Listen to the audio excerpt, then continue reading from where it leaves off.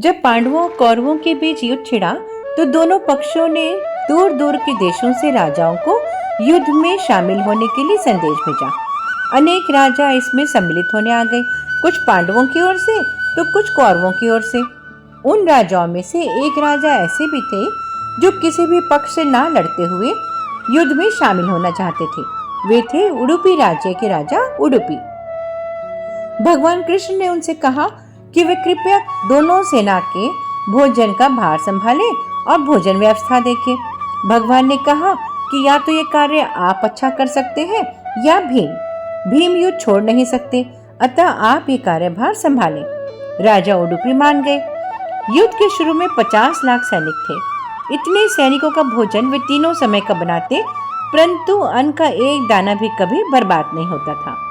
हर रोज तमाम सैनिक युद्ध में वीरगति को प्राप्त होते, लेकिन फिर भी भोजन कभी बर्बाद नहीं हुआ और ना ही कभी भोजन की कमी हुई। 18 दिन चलने के बाद युद्ध महाभारत का खत्म हुआ और पांडव विजयी हो गए। तब महाराजा युधिष्ठिर का हस्तिनापुर में राज्याभिषेक हुआ।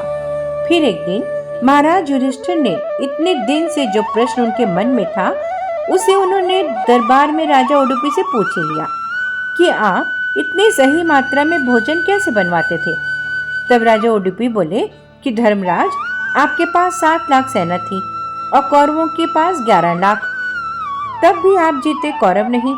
इस जीत का श्रेय आप किसे देंगे? युधिष्ठिर बोले कि भगवान कृष्ण को, क्योंकि उनके बिना तो युद्ध जीतना संभव ही नहीं था।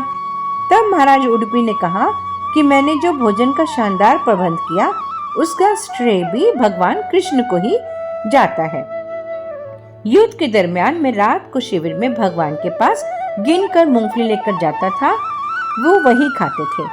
क्योंकि जब राजा उडुपी ने कार्यभार संभाला था तब उनके सामने ये समस्या थी कि हर दिन युद्ध समाप्ति के बाद सैनिकों के लिए कितना खाना बनाया जाए, क्योंकि युद्ध में हर दिन अनेकों सैनिक मारे जाते थे।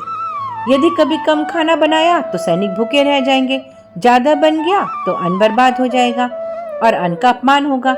उन्होंने भगवान कृष्ण को अपनी यह समस्या बताई थी। कृष्ण यह जानकर बहुत खुश हुए थे कि उनको ऐसे समय में भी अन्नपूर्णा की फिक्र थी। वे प्रसन्न होकर बोले कि मैं हर रोज मूंगफली के दाने खाऊंगा।